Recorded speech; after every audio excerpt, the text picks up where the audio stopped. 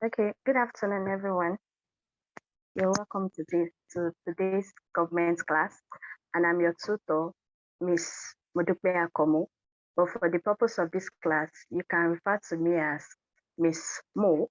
So it's an honor to be here, it's a privilege to be here, and I hope as we proceed in the class, I get to meet the students also. So, like I said earlier, my name is Miss Mo, and today I have, I'm here to address you on types and characteristics of government. Today I'll be talking about unitary system of government, federal system of government, and confederal system of government. And before I proceed, I believe that you must have been familiar with the concept of the form of government, where you were taught aristocracy, plutocracy, gerontocracy, and all others. All those ones are forms of government. Now we'll move on to the system of government. System of government has to do with how government is operated. Now, when we define government, let me take you back to introduction to government. Government was defined as a field of study, as an act or process of learning. It was also defined as an institution of the state. So system of the government here means how is government being run? And today we'll be taking three ways, which are the unitary system, the federal system, and the confederal system. Now, when we say unitary system, from the word unit, when we say unit, we mean a part, a part. So unitary system is a system of government in which all forms, all constitutional authority, all governmental power are vested in one body, which is the central government. Unitary, from the word united. When you hear the word united, what comes to your mind? When different parts are put together to become one. So unitary system is a system of government in which governmental powers, that is the power execute, execute, and adjudicate law and every other functions of government is solely concentrated in one body, which is referred to as the central government. Now, in a unitary system, some of the things that you should note about unitary system is that the central government controls power. The central government has absolute power. And unitary system of government is being practiced in countries like Britain, France, Italy, etc. Now, unitary system is also a system whereby the central government is the one that delegates power to subordinate bodies. So under the unitary system, we are going to be talking about reasons for the adoption of unitary system, the futures of a unitary system, and we are also going to talk about the merits and the demerits of a unitary system. Now, let's talk about futures of a unitary system. The first thing you should note when we are talking about a unitary system that a unitary system is best practiced in a small state. When we say small state, remember when we had definition of a state is a what? Now, when we talk about states, one of the characteristics or attributes of a state is population. Now, population in a unitary system is usually small. So the size of the country must be small. So it is practiced in a small country. And apart from that, it is practiced in an homogeneous state. Now, when we talk about homogeneous is when we have a single culture, a single tribe. There is no diversity. Everyone is one. Like we all have one ethnic group. There are no diverse ethnic group. So it is best practice in an homogeneous state, and the size of the country must be small. And another thing is that the constitution of a unitary system is flexible. It's flexible in the sense that it can be easily amended. It is not rigid. It is flexible. It can be easily amended. For example, in Britain, remember I said earlier that Britain is one of the countries that practices unitary system. Now, in Britain, you know, laws are easily laws are easily amended by the central government. So they can pass law, they can amend the law, they can make correction to a law that is already being passed. So it is flexible. Then another feature of unitary system is that there is no division of power, which is a major feature of unitary system that makes it different from the opposite, which is the federal system that we are still going to talk about. There's no constitutional division of power. The Constitution only recognizes one body, which is the federal government. Now, the source of constitution, the source of power also is from the Constitution. Is from the Constitution, and then power is like a tap. It's like a tap that runs directly. So water flows directly from the tap. It doesn't go through any other source. The water flows down. So the same way authority, power, and the control of state resources flows from the central government to other parts. Now, let's look at reasons for the adoption of unitary system. If you look at some of the features that we discussed, you will see that some of the reasons are also part of the features. One, it's because the size of the country is very important. The size of the country, it's homogeneous factor in the sense that unitary system can only work where there is no difference in language, in religion, where we have one ethnicity, a single language. And apart from that, another reason for the adoption of unitary system is also to manage resources. Remember, I said small size. So a country that is small in size would have limited resources. So having power being concentrated, we ensure that these resources are allocated without any ethnic biases. Now, there's also the absence of minority group. Absence of minority group in the sense that everybody is one. No group is more. There's no superiority ethnic group. There's no inferiority ethnic group. We only have one ethnic group. Now, what are the advantages of unitary system? Unitary system is cheap to run. It is not expensive since you only have one body. So, which leads to the absence of duplication of function. There's usually the absence of duplication of function in a unitary system. Then there is the quick decision making. Since the central government is the sole source of authority, they are quick to make decisions regarding the affairs of the country. Then there is the absence of conflicts between majority and the minority ethnic group.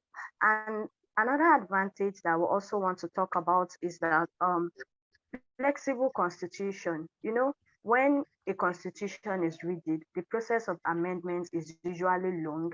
But in this case, the constitution can be easily amended to suit the particular need of the country as at that time. Now, let's quickly move on to the disadvantages of unitary system. Yes, in as much as the benefit is it's cheaper, it promotes unity, it's cost effective, it also has some disadvantages. One, a unitary system promotes dictatorship. Dictatorship is a form of government in which one person, the power and authority is concentrated in the hands of one person, which can become a coercive government, in which that dictatorship can lead to a person being power drunk, leading to abuse of power, lack of regard for the constitution. So it promotes dictatorship. And apart from that, the decision making is only center based, thereby marginalizing the local areas, thereby marginalizing the other units. So the central government makes decisions on their behalf. So there are times whereby the decision made by the central government might not be palatable to. Okay, sorry.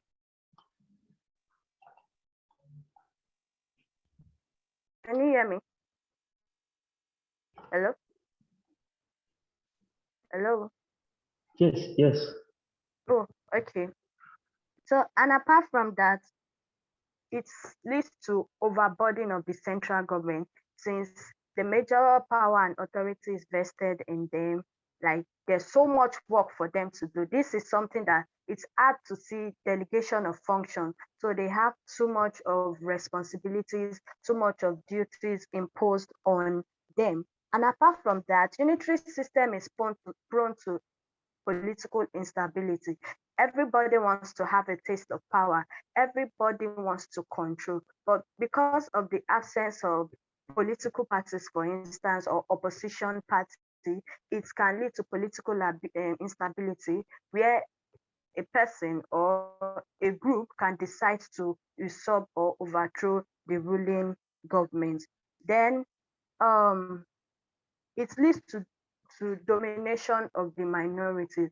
The minority groups are being dominated. Yes, they are being relegated since the central government makes decision on their behalf. So they don't really get to participate enough in they don't get to participate in the decision-making process of their country. I hope you are getting that. So please, in case you have any question in the course of our discussion, you can leave it in the comment section. Now, let's move on to our second topic, the federal system of government. The federal system, or otherwise known as federalism. Now, when we talk about federalism is a system of government in which there is constitutional division of power among the tiers of government, which are the federal government, the state or regional government, or the local government. Now, there are some key words that I want you to note in that definition. One, constitutional. Two, division of powers. Three, tiers of government. Because we are still going to address them when we talk about the futures. Now, there is the constitutional division of power between these three tiers of government. Now, these three tiers of government, some people, they are also referred to as levels of government. At this point, it is important to note that the tiers of government should be differentiated from arms or organs of government. Now, the organs of government, let me refresh our memory, are the legislature, the executive, and the judiciary, while the tiers of government are federal, state, and local. Now, each of these three tiers of government have their own distinct responsibility that has been vested on them according to the constitution. For instance, the federal government is regarded as how do I put it? The federal government still controls, still has higher level of control over the other tiers of government, which are the states and the local government. So the federal government controls and delegates power to the state and the local government, to the state and the local government. So now, the functions and the powers of the three tiers of government, according to the Constitution in a federal system of government, are divided into three. So we have three. We call them items on the list. The first one, we have the exclusive legislative list, the concurrent legislative list, and the residual legislative list. Now, when we say the exclusive legislative list, this contains the functions and responsibility of only the federal government. So please note that it is only federal government that has the power to perform the duties and functions that are stated in the exclusive legislative list. Now, what are these functions? What are these duties? One, we have commerce, we have education, we have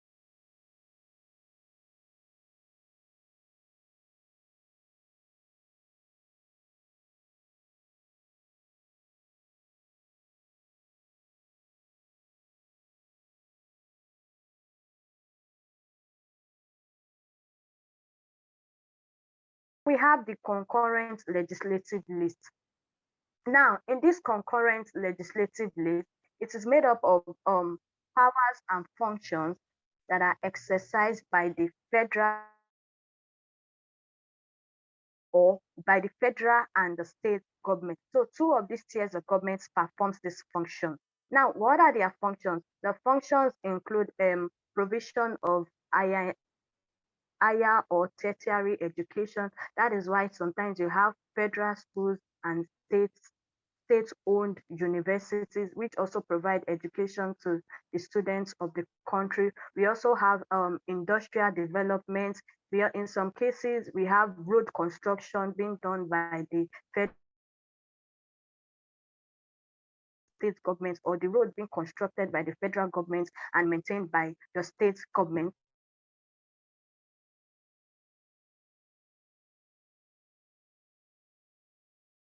functions of research. Then the residual legislative list. The residual legislative list is for the local government also.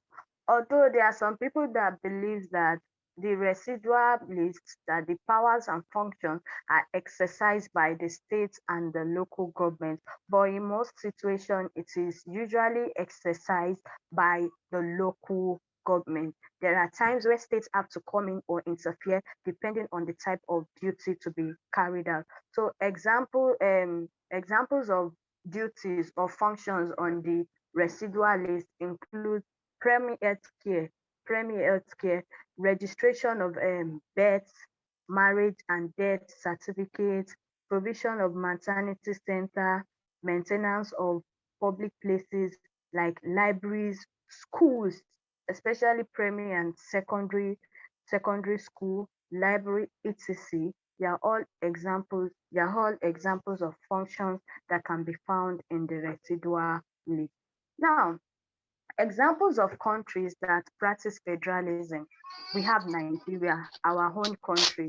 Nigeria is a federal state. It's a Excuse federal. me, ma. Yes. Hello. Hello. Hello. Ma, Oh, you please, said I didn't get the you mute functions very well. yourself. Oh, yes, sir. Okay. All right. Examples of federal states are USA, Nigeria, India, etc. So these are countries that they are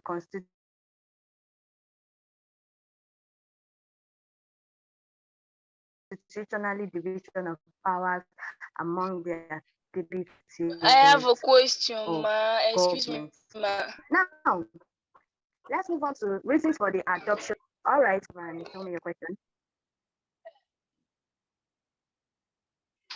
I didn't get the functions of the residual list very well. I didn't get the function very well. Okay, I said the functions include provision of healthcare facilities, provision of maternity centers, library, maintenance of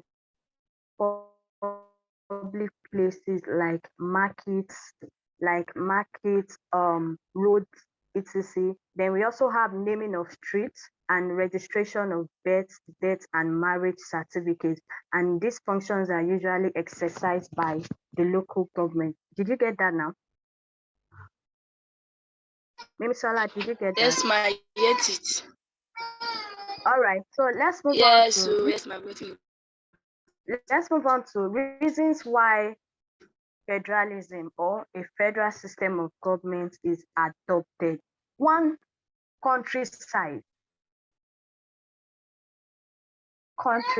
So federal system of government is adopted in a large countryside. This is contrary to the unitary system of government where it was adopted because of small size. So now federal system is adopted because of the size of the country, which is large. So federal structure is the best for a large country size.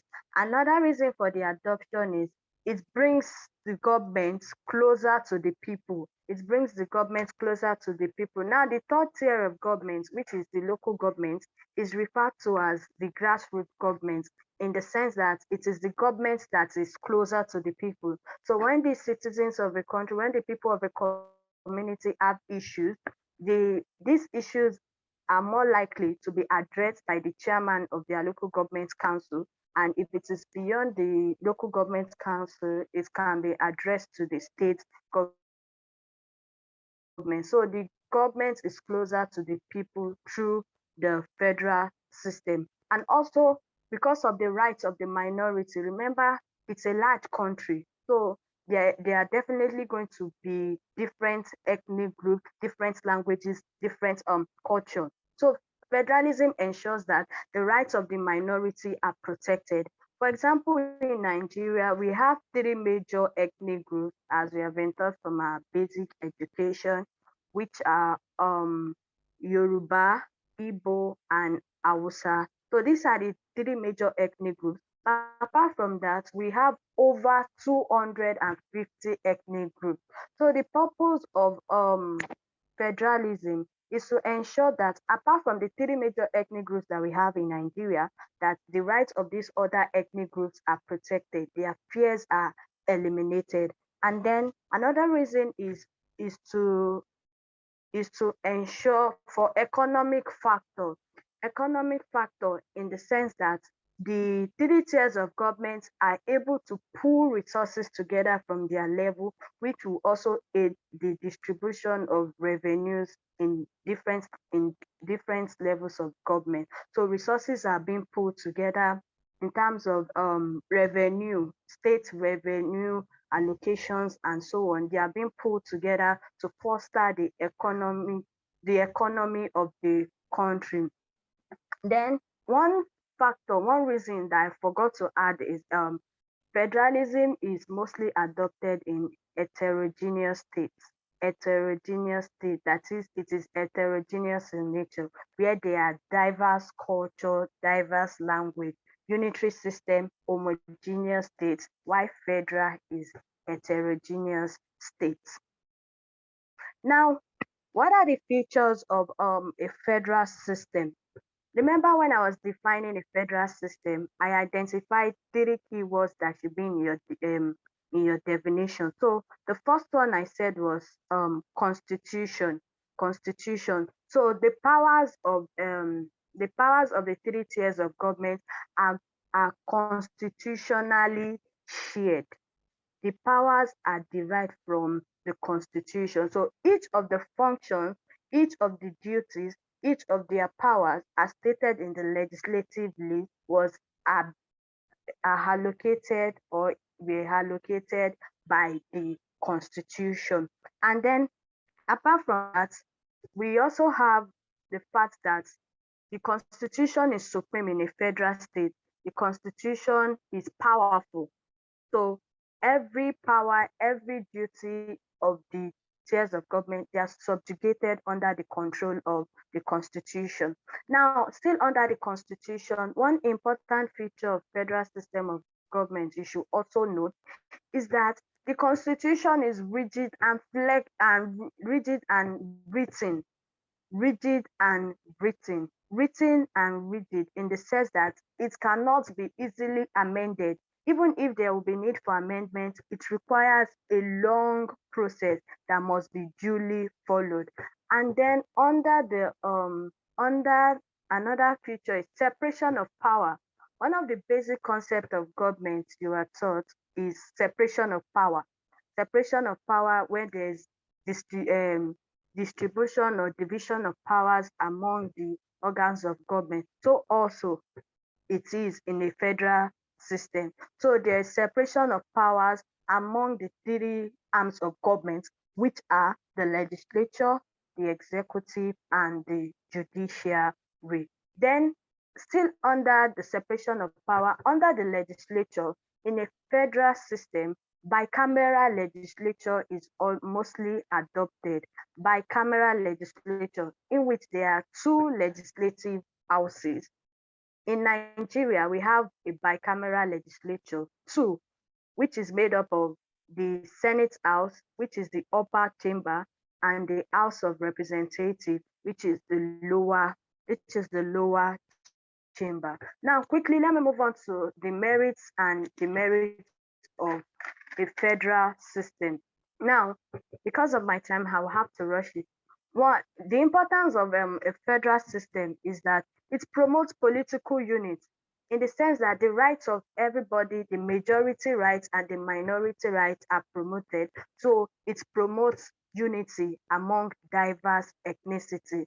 Then the issue of autonomy in the sense that every level of government is autonomous to carry out his or her own duties, his or her own powers, exercise his or her own function without interfering. Although there are instances where the federal government still has superseding power, but this is still under the control of the constitution. Now, another reason is that federalism brings the government closer to the people through the local government that is known as the grassroots government. Then it encourages healthy competition among different states. It encourages healthy competition. Remember when I was talking about economic factor and social factor?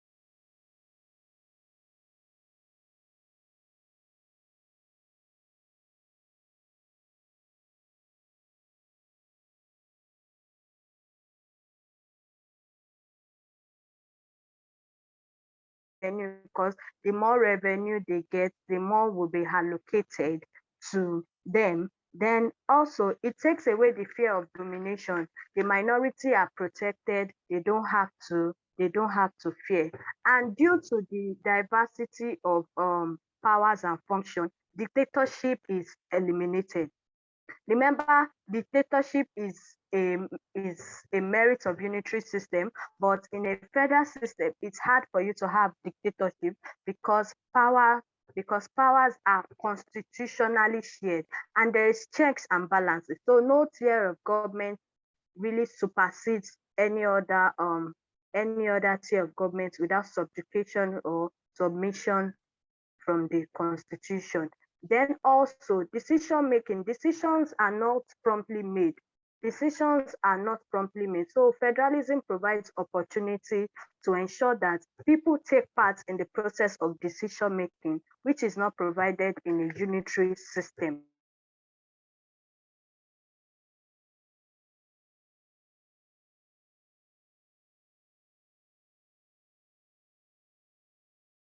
Then competition, there will always be rivalry. So when there are competitions between states, there will be rivalry. For example, the conflict between Oyo and Osun State, boundary disputes, for instance, boundary disputes is prominent in a federal system.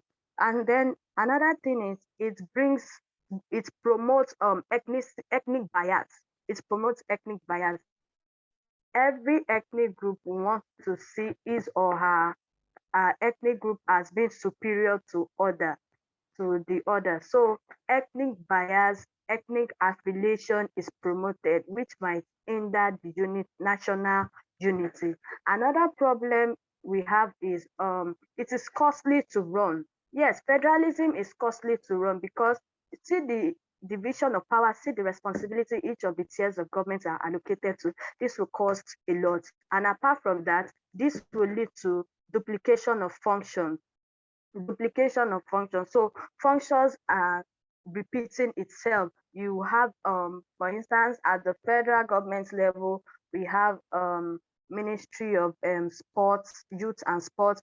Also at the state level we have ministry of youth and sports. At the federal level it is headed by a minister. At the state level it is headed by a commissioner. This is duplication of function. So you having the same function at the federal level and still having the same function at the state level. Another demerit is the nature of the constitution, which is rigid. So it means that the constitution cannot be easily amended, even in case of emergency. So the constitution cannot be easily amended. Now let's move on to because of a confederal system of government. Confederal system of government. Now, confederal system of government is known as confederation. Now, what is a confederation? Have you heard of confederation? Confederation of African Federation of Football. When we say confederation simply means a league, a league of sovereign states, a league of sovereign states with a loose political management, and these states are autonomous. Now let's go back to our basic concept of government. What is sovereignty?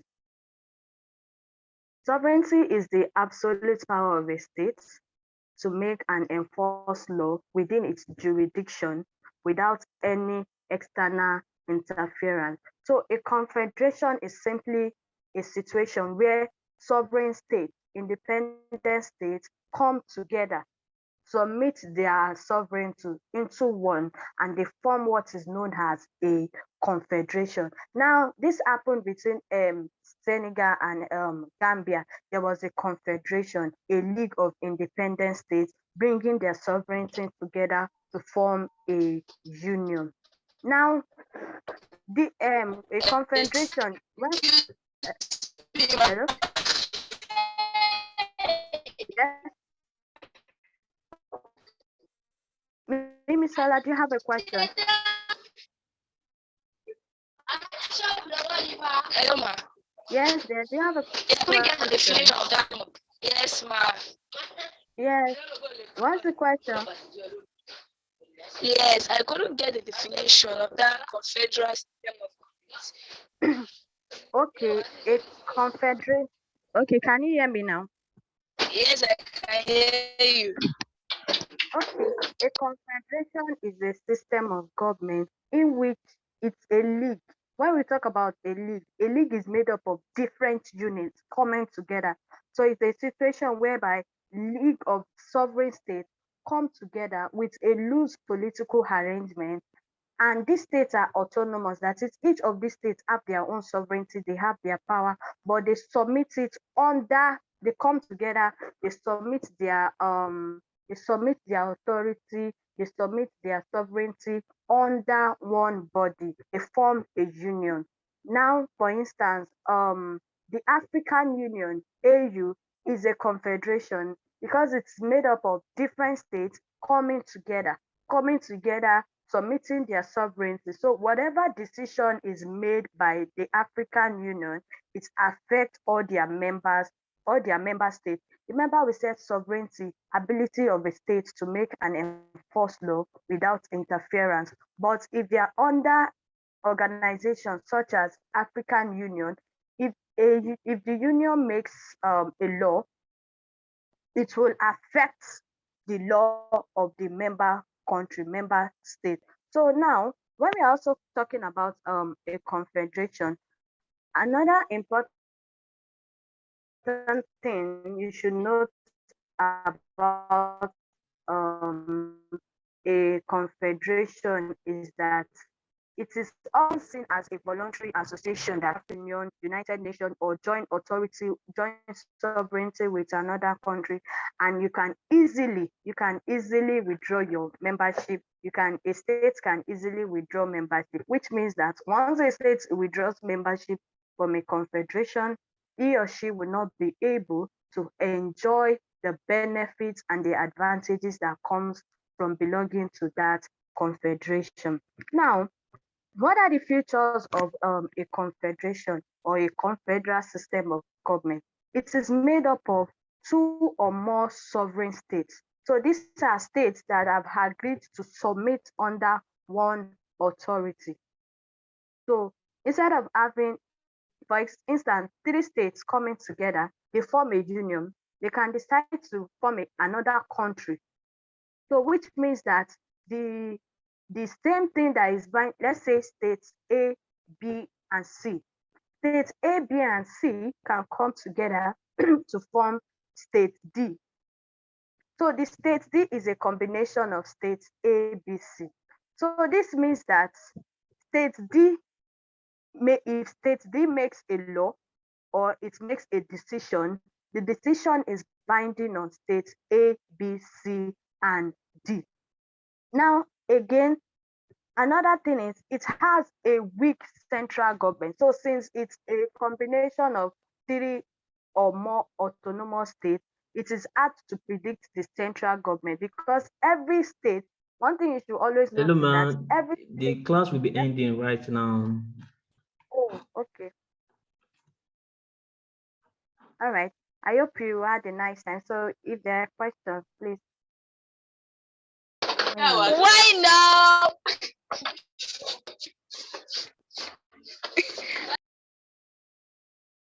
Oh, Mimisola, you can send your question to the group. So I will forward it to her for her to answer it, and I will send back to you. And we'll continue in the next class because we have just less than a minute to go. Okay.